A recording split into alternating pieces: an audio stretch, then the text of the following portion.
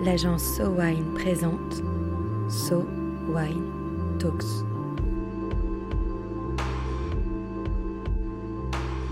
La première série de podcasts analysant les tendances marketing et communication dans l'univers du vin et des spiritueux.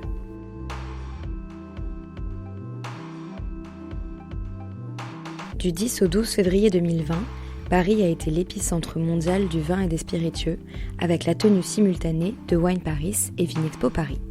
Comprenant plus de 2800 exposants, cet événement répondait à la demande de créer un nouveau temps fort international à un moment clé des calendriers d'achat. Ce salon fusionné pose alors de nouvelles questions. Avec des salons toujours plus nombreux à l'agenda des vignerons, comment se différencier ? Qu'est-ce qui fait qu'un salon est intéressant pour un vigneron et pour un acheteur ? Entrons au cœur de Wine Paris, Vinexpo Paris pour comprendre les grands enjeux des salons dans l'univers du vin, guidés cette semaine par Brice Aymar, directeur du Conseil interprofessionnel des vins de Provence, par Laurent Terrisson, directeur de Terrisson Wines, Laurent Saget, responsable du développement des domaines Saget-Lapeyrière, et d'Anaïs Segré, directrice marketing de Comexposium, qui organise l'événement.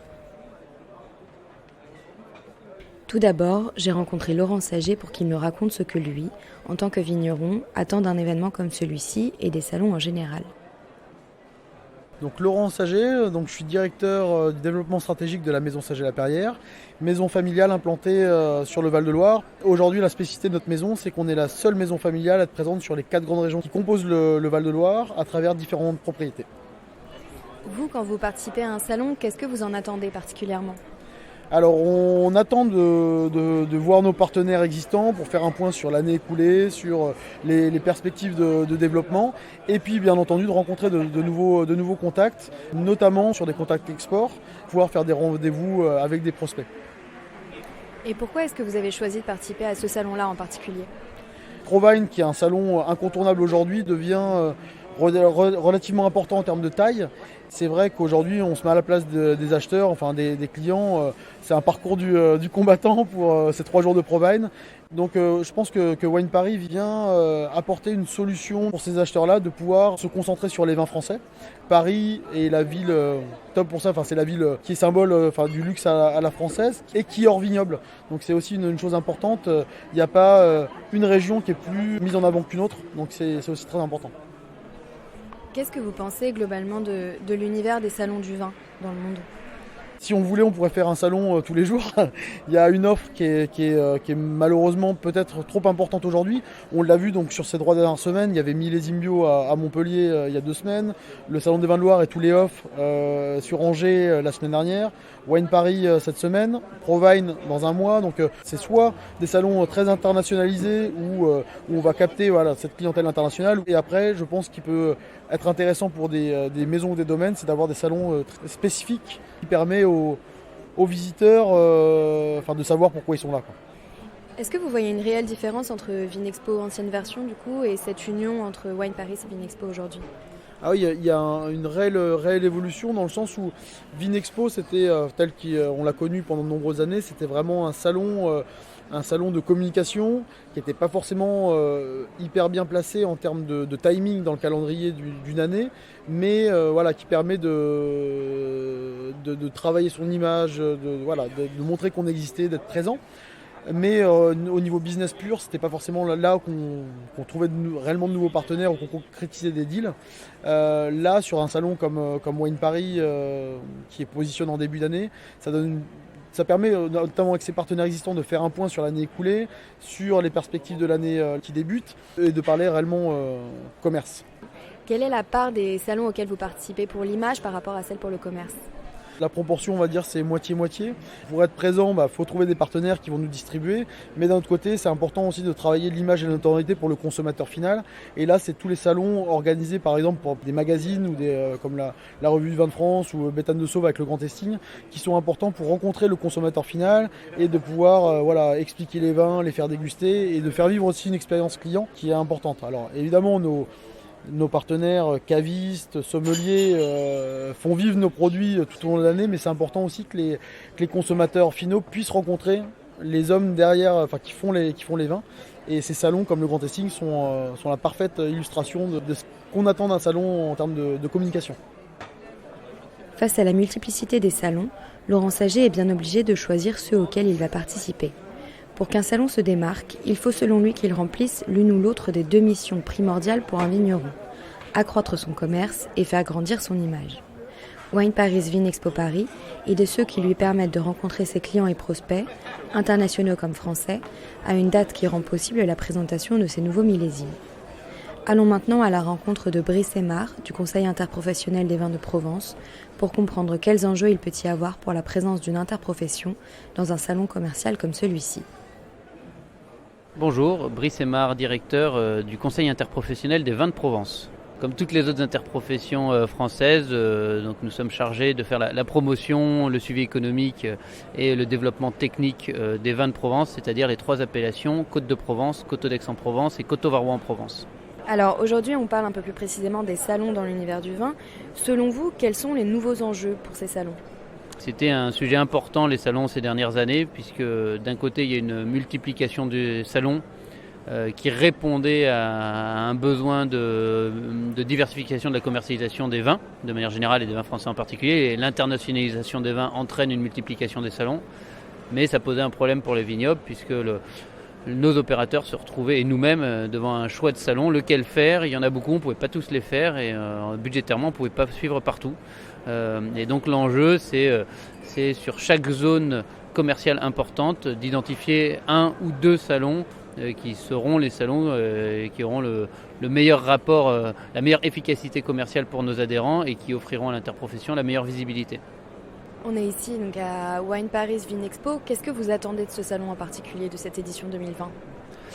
Ce que l'on attend, c'est ce qui s'est réalisé. Il y avait une forte demande des vignobles et en Provence également d'une réunification de Vinexpo et de Wine Paris. La concurrence entre les 2 salons devenait un problème puisqu'on ne pouvait pas faire les 2. Et donc nous en Provence, on est très satisfaits que ça se passe à Paris, puisqu'on pense que ça remet Paris au centre et la France au centre du jeu commercial du vin.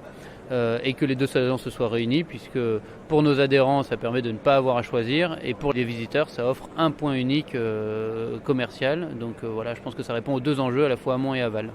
Bon, par contre il a un coût, nous on a 70 adhérents qui sont là, mais en fait on représente plus de 600 entreprises et donc ce que l'on fait en Provence et ce que d'autres vignobles font aussi, c'est que en alternative et en parallèle de ce salon parisien, on crée notre propre événement en région.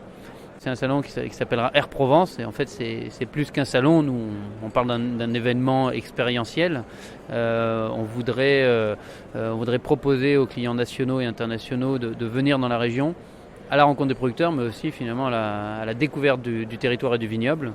On propose 2 sites en fait de dégustation, un dans l'arrière-pays et un au bord de la mer, donc de manière à découvrir un peu les 2 facettes de la Provence.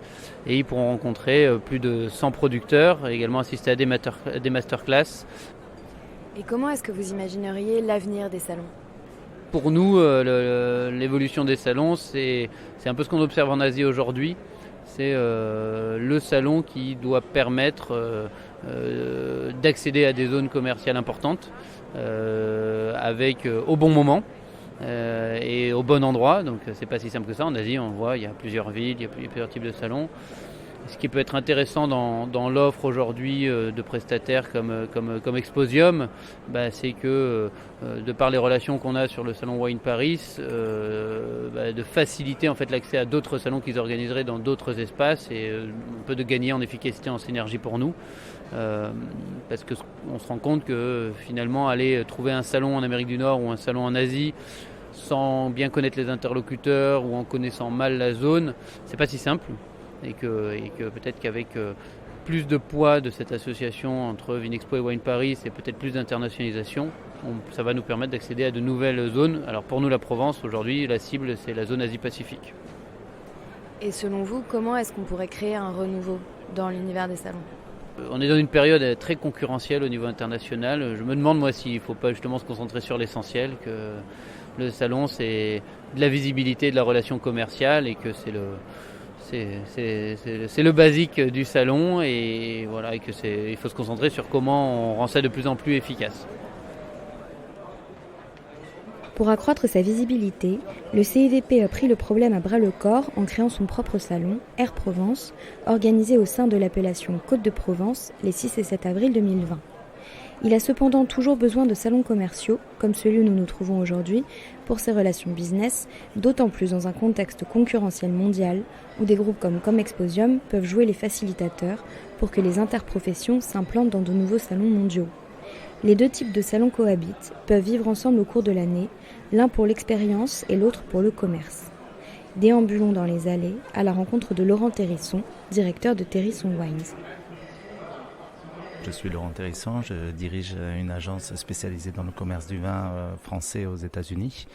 Et notre clientèle, sont des chaînes de supermarchés haut de gamme, des grossistes qui livrent à la restauration et aux cavistes, et des chaînes spécialisées dans la commercialisation du vin type caviste ou chaîne de cavistes comme Total Wine & More, qui est la plus grosse chaîne de cavistes aux USA. Finalement, quand vous venez sur un événement comme celui-ci, qu'est-ce que vous attendez très concrètement du salon ? En fait, un salon est un prétexte, un rendez-vous pris pour se dire, à une date donnée, il est important qu'on puisse se rencontrer et qu'on fasse le point sur nos affaires ou qu'on permette de vous faire découvrir des choses. On peut aller voir le client, et c'est une chose qu'on fait nous au sein de notre agence, mais le fait que pour lui, il y ait un certain nombre de vignerons qui soient sur un même lieu, dans un même espace-temps, ça lui permet de gagner beaucoup de temps, de pouvoir faire un travail beaucoup plus important en termes de visite de producteurs qu'il aurait pu faire en restant chez lui dans sa société, en l'occurrence aux États-Unis pour nos clients. Et alors, qu'est-ce que c'est votre retour d'expérience sur cette édition Wine Paris Vinexpo ? Ce que je trouve qui est fantastique dans cette union entre Wine Paris et Vinexpo est le fait que on soit centralisé sur les vins français. C'est pas du chauvinisme de bas étage, c'est qu'en fait, si on doit passer un message aux acheteurs, c'est de dire votre rendez-vous annuel pour venir chercher des vins français. C'est plus des salons qui existaient déjà comme Provine, donc il était important que le salon prenne de l'ampleur, sans être trop grand, j'y reviendrai peut-être après, mais un salon de référence à Paris, suffisamment tôt dans l'année, parce que le problème de certains salons français, Vinexpo à Bordeaux pour ne pas le citer, était que la date était un peu éloignée. On va dire que le business était déjà fait en mai-juin, alors que là, cette union Wine Paris Vinexpo permet d'être parfaitement au rendez-vous du moment où les acheteurs vont chercher des nouveautés. Est-ce que vous pouvez expliciter ce que vous voulez dire par le fait de ne pas vouloir qu'un salon devienne trop gros ? Le concurrent de Wine Paris et Vinexpo aujourd'hui, c'est un salon qui s'appelle Provine, qui a lieu fin mars ou mi-mars à Düsseldorf en Allemagne. C'est un salon qui jusqu'à présent était un salon très très efficace parce que le visitorat des clients correspondait beaucoup au nombre d'exposants. En gros, je ne connais pas les chiffres, mais on pouvait dire qu'il y avait un équilibre entre le nombre de visiteurs et le nombre d'exposants, ce qui permettait aux exposants de se dire, quand je vais dans un salon comme ça, qui est assez coûteux, je vais être efficace parce que je vais pouvoir voir X acheteurs, 10, 15, 20, etc. Le fait de devenir trop gros, si vous avez beaucoup plus d'exposants, et c'est la tendance actuelle des salons comme Provine que je citais, à ce moment-là, mathématiquement, comme le nombre de visiteurs ne grandit pas, vous avez moins de visiteurs par exposant. Donc il faut vraiment que Wine Paris Vinexpo garde cette mentalité d'avoir un nombre d'exposants qui soit assez limité, et aussi, au-delà de l'aspect quantitatif, si on parle de l'aspect qualitatif, spécialisé sur les vins français, parce que le défaut des concurrents aujourd'hui, c'est d'offrir des vins du monde entier. Et du coup, quand un acheteur vient, par exemple notre cible de clientèle, il ne va passer sur un salon tel que Provine qu'un jour dédié aux vins français sur les 3, et il va aller voir des vins d'autres pays. Et donc, vous voyez bien que passer un jour au lieu de 3 jours, ça crée une dilution beaucoup plus importante que quand le salon est spécialisé sur le vin français. Et comment est-ce que vous imaginez le renouveau des salons dans l'univers du vin ? Alors justement, Pour moi, Wine Paris et Vinexpo, avec cette union, c'est totalement le renouveau. Jusqu'à présent, ça fait 20 ans que je travaille en tant qu'agent et 30 ans dans le monde du vin. On avait quelque chose d'assez sclérosé. Vinexpo, il y a 10-15 ans, à Bordeaux, était le salon de référence. Provine avait pris le pas. Et Wine Paris, en union avec Vinexpo, sont aujourd'hui en train de créer ce renouveau-là. Le fait de pouvoir faire un salon de référence et pas une multiplicité de salons régionaux partout en France comme il y a pu y avoir dans le passé, basé dans une ville qui a la capacité d'accueil, c'est un énorme renouveau dans le monde des salons. Pour Laurent Terrisson, la fusion Wine Paris Vinexpo Paris est déjà un renouveau dans l'univers des salons du vin. Il reconnaît à cet événement de faire de Paris la capitale du vin en février, date importante, mais attention à ne pas devenir trop grand et à diluer les producteurs français au milieu de producteurs mondiaux. Pour éclaircir les velléités de Wine Paris Vinexpo Paris, bien parti pour durer, allons enfin rencontrer Anaïs Aigret, directrice marketing de l'événement. Bonjour, Anaïs Aigret, je suis directrice marketing et communication de Wine Paris. Alors aujourd'hui, on est sur un grand événement. Voilà, c'était une première d'arriver à rassembler Wine Paris et Vinexpo Paris, qui se veut être un grand rendez-vous de la filière des vins et spiritueux à Paris en février chaque année. Et quels sont les nouveaux enjeux pour les salons dans l'univers du vin selon vous ?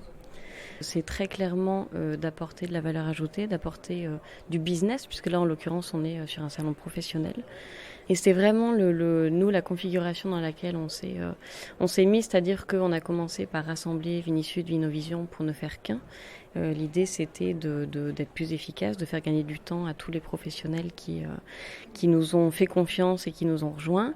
Et puis cette année, deuxième marche j'ai envie de dire, puisque on unit Wine Paris et Vinexpo Paris pour encore une fois concentrer les efforts, créer un temps fort et avoir des événements avec un ROI chouette pour les exposants et une offre, je dirais, la plus attractive possible pour les acheteurs.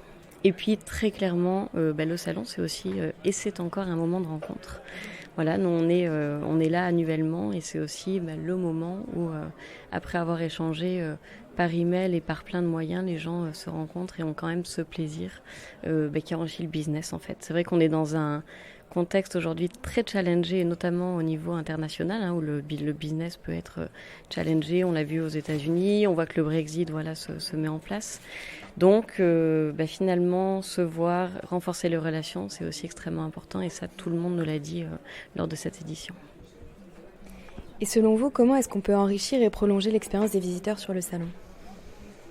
L'expérience, c'est un grand sujet. Alors l'expérience, on la travaille beaucoup. Nous, on la travaille beaucoup en amont, je dirais, sur tout le parcours client, sur l'inscription, sur l'inscription après à nos événements, etc.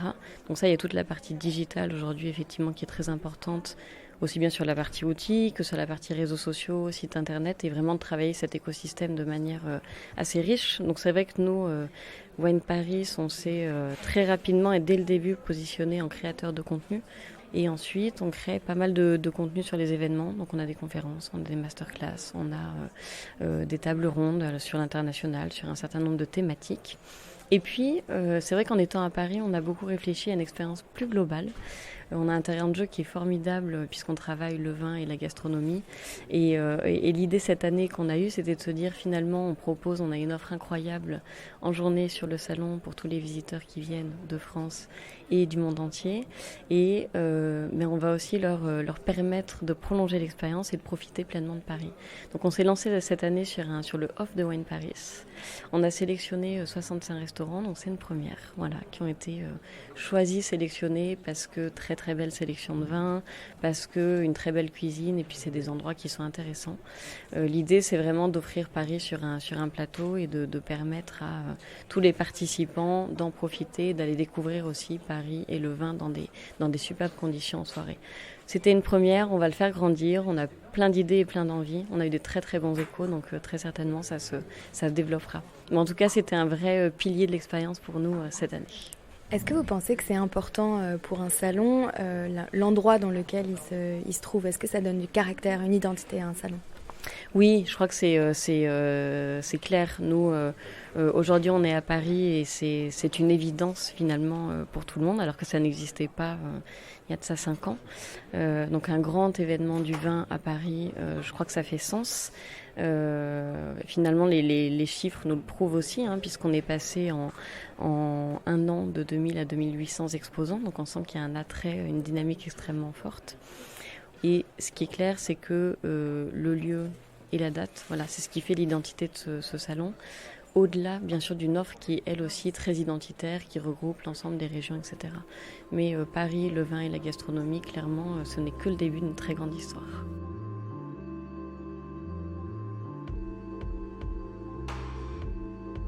On voit en fil conducteur de cet événement les éléments importants pour un salon. La date, qui permet ou non de faire goûter ces nouveaux millésimes et donc le développement de nouveaux partenariats. Le lieu, qui donne une identité et un caractère au salon, mais aussi tout ce que l'organisation développe autour du salon, comme le off de Wine Paris Vinexpo Paris, qui permet une expérience amplifiée de la ville. Finalement, face à la multiplicité des salons en France, chacun peut y trouver son compte en termes de partenariats commerciaux, de visibilité ou de découverte du terroir. C'était un épisode conçu et produit par SoWine, écrit et réalisé par Chloé Vibo, avec les interventions de Laurent Saget, Brice Aymar, Laurent Terrisson et Anaïs Aigret. SoWine Talks reviendra dans quelques semaines pour décrypter à nouveau les tendances de consommation du vin et des spiritueux. En attendant, si vous avez aimé cet épisode, n'hésitez pas à le partager sur Twitter et Facebook et à nous donner des étoiles sur iTunes. À très vite.